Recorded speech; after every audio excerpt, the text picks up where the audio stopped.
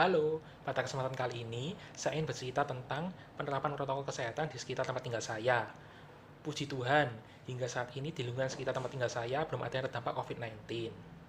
Guna memutus rantai penyebaran COVID-19, maka diadakan program Kampung Tangguh Semeru dan pemasangan spanduk Kampung Tangguh Semeru tersebut di beberapa titik.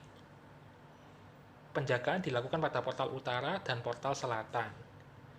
Tempat tinggal saya berada di sebuah perkampungan yang sangat ramai kendaraan bermotor, karena merupakan akses tembusan. Sehingga penjagaan tersebut tidak bisa maksimal seperti pengecekan suhu tubuh saat memasuki kawasan, seperti halnya kawasan lainnya. Melainkan, hanya melakukan pengecekan masker saja. Jika terdapat ada yang tidak menggunakan masker, maka akan diberhentikan oleh petugas penjaga dan mendapatkan teguran, serta tidak diberikan izin lewat. Dengan demikian harus putar balik dan mencari akses lainnya. Penjagaan itu dilakukan hingga malam hari. Tidak hanya itu saja, namun semua toko atau warung diharuskan memasang plastik pembatas antara penjual dan pembeli, serta semua pembeli diwajibkan untuk menggunakan masker. Selain itu, juga pernah diadakan rapid test agar mengetahui seluruh kesehatan warganya. Halo, perkenalkan namaku Agnes dan saat ini aku tinggal di kota Surabaya, tepatnya di daerah Ngindan. Nah, jujur aja ketika pertama kali pandemi COVID-19 ini masuk ke Indonesia, masyarakat di sekitarku ini masih kurang aware dengan bahaya dari COVID-19 ini. Jadi masih banyak yang kumpul-kumpul, kemudian tidak menggunakan masker, dan juga mengabaikan protokol-protokol kesehatan dan juga physical distancing. Nah, namun seiring berjalannya waktu dan pertambahan jumlah pasien positif COVID-19 di Indonesia ini semakin cepat, masyarakat mulai merasa khawatir dan dari pihak RT, RW, serta Satpam, mereka semua setuju untuk menutup seluruh akses masuk ke kompleks dan hanya memberlakukan satu pintu utama. Nah, di pintu utama ini ketika ada orang yang baru mau masuk ke dalam kompleks dan juga ojek online, nah mereka ini semua akan diberhentikan terlebih dahulu, kemudian diimbau memakai masker, kemudian dicek suhu tubuhnya, dimintai KTP dan juga ditanyai mau ke rumah yang mana. Nah, data-data ini nantinya akan ditulis di buku tamu dan ketika mereka keluar dari kompleks barulah mereka boleh mengambil KTP yang sudah ditahan tadi. Nah, selain itu juga dari pihak kelurahan juga mereka juga mengirimkan beberapa orang untuk menghimbau masyarakat agar lebih menaati protokol kesehatan. Nah, sampai saat ini di daerahku ini sudah ada satu orang yang terindikasi positif COVID-19. Nah, sejak saat itu masyarakat daerahku lebih aware lagi dengan bahaya dan penularan COVID-19 ini, sehingga mereka lebih taat dengan protokol kesehatan dan juga menggunakan masker ketika keluar rumah. Nah, jadi seperti itu penanganan COVID-19 di daerahku. Sampai jumpa. Penanganan COVID-19 di lingkungan tempat tinggal saya ialah dengan memperketat penjagaan, sehingga tidak semua orang dari luar bisa masuk gitu saja, karena bisa saja ada salah satu dari mereka yang berpotensi membawa virus COVID-19. Disemprotkan desinfektan secara berkala, membersihkan lingkungan tempat tinggal masing-masing secara rutin. Bagi mereka yang berasal dari luar Surabaya juga diwajibkan untuk melakukan tes kesehatan dan melakukan karantina mandiri di rumah selama kurang lebih 14 hari. Lalu warga juga diwajibkan untuk membuka pintu dan jendelanya setiap hari sehingga pencahayaan matahari bisa masuk secara maksimal ke dalam rumah. Dan bagi mereka yang mau masuk ataupun keluar juga diwajibkan untuk memakai masker dan membawa hand sanitizer. Saya akan menjelaskan tentang bagaimana cara lingkungan saya menanggapi pandemi COVID ini. Nah, yang pertama itu, kalau misalnya ada orang yang datang dari luar kota ataupun dari mana begitu, jadi kalau mereka ingin menetap untuk beberapa 1 bulan atau berapa bulan, jadi mereka harus lapor ke PRT. Terus juga mereka itu harus melakukan isolasi mandiri selama 2 minggu. Nah, yang kedua itu, jadi setiap penjual-penjual atau toko, rumah makan, atau apa begitu, jadi di depan rumah itu mereka harus siapin air dengan sabun. Jadi sebelum memasuki rumah makan, toko bangunan, atau swalayan gitu, mereka harus cuci tangan terlebih dahulu. Nah, yang ketiga tuh harus memakai masker pergi kemana-mana. Jadi kalau misalnya tidak memakai masker harus membayar 50.000, atau kalau misalnya tidak ingin membayar, mereka harus membersihkan lingkungan selama 1 jam. Nah, juga ini kalau misalnya ada pendatang ya yang datang dari luar kabupaten, jadi sebelum mereka memasuki kota Palu ini, mereka harus melakukan tes rapid. Sedangkan yang berasal dari luar luar pulau atau luar provinsi, mereka harus melakukan tes swab. Jadi seperti itu cara penanggulangannya. Terima kasih.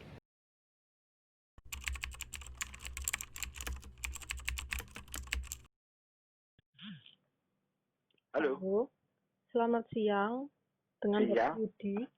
Iya, Ini saya mau wawancara, bisa Pak? monggo.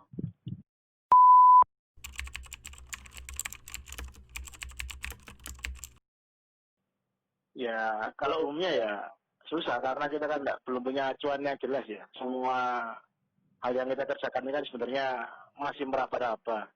Kira-kira apa yang pas karena kan kita belum pernah mengalami yang kondisi seperti ini kan. Cuman ya yang bisa kita upayakan kita kerjakan.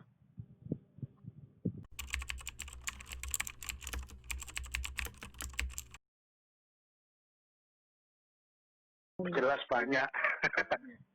Karena kan memang kondisinya apa ya, warga itu kan belum punya pemahaman yang sama, juga karena hal baru dan juga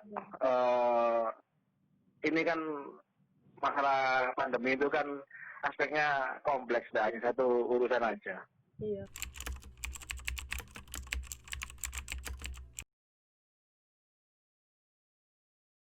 Kalau ada yang rewel ya kita koordinasi, coba misalnya terkait masalah kesehatan, ya kita kan di Satgas itu kan dari berbagai macam unsur.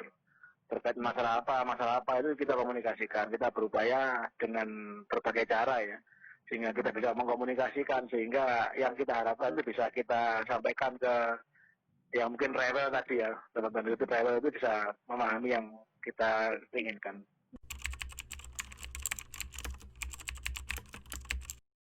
Oh iya pasti, APD.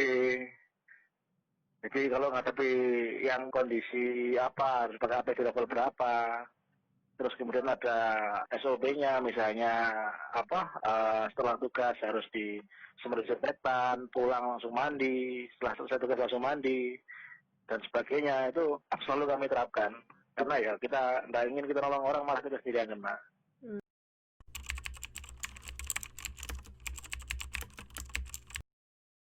Upaya macam-macam ya, mulai sosialisasi melalui media sosial sekarang yang itu kan itu juga melalui kalau ada kegiatan, melalui teman-teman daring, melalui tokoh masyarakat, tokoh agama, kemudian mulai juga tokoh-tokoh yang di sana kita juga komunikasikan. Karena banyak yang belum punya pandangan yang sama ya, misalnya yang sederhana aja, misalnya di awal-awal dulu terutama orang masih suka berkerumun, kemudian bergerombol, pakai masker hanya kayak ya formalitas aja lah, dan segitu-gitu.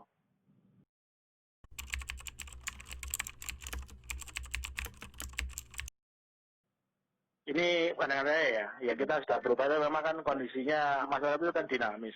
Juga perkembangan pandemi ini kan dinamis. Banyak yang perlu, ya kita sudah berupaya optimal lah. Banyak hal yang kita kerjakan, banyak hal yang kita pelajari, banyak hal yang kita akomodasi, banyak hal yang kita adaptasi. Tapi ya namanya pandemi kan dinamis kondisinya. Tapi ya jelas kita sudah berupaya dan alhamdulillah kayaknya dalam beberapa akhir-akhir ini lah, khususnya di Surabaya ya, itu kan juga relatif sedikit mulai terkontrol. Itu kan dibuktikan dari transmisi yang menurun, jumlah kasus yang relatif menurun, kemudian upaya untuk isolasi juga terus gencar.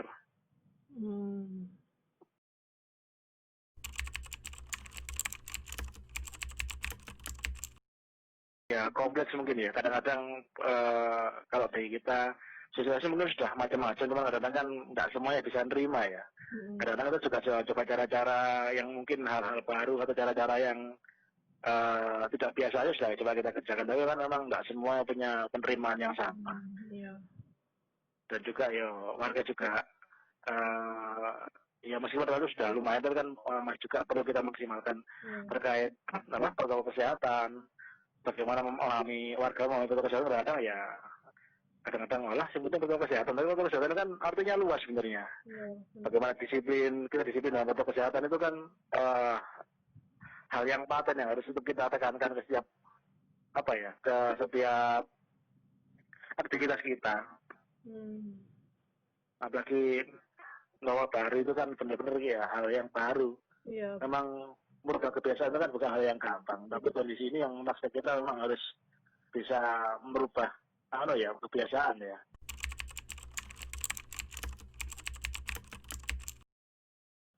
Ya itu kan realita. Artinya ya memang ada isu-isu seperti itu, cuman nyatanya kan realita. Banyak yang sakit, kemudian banyak korban dan sebagainya, itu kan realita.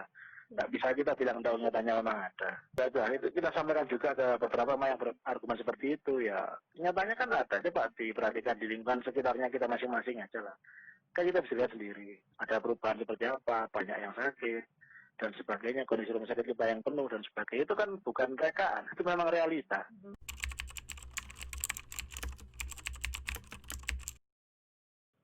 Ya macam-macam lah. Yang jelas kita sudah berupaya maksimal mulai dari awal sampai sekarang itu juga belum libur ya. Iya. Jadi kalau biasanya ada libur kita ini blast full nggak libur. Sabtu Minggu juga masuk. Ya sih Pak, tapi kan setiap hari tetap masuk terus, nggak ada liburnya. Ya, karena kita bukan apa-apa, cuma memang keinginan kita bersama agar benar-benar teman-teman kita benar-benar maksimal dalam penanganan itu aja. Karena kan penyakitnya kan nggak libur, jadi kita ya nggak libur. Iya benar.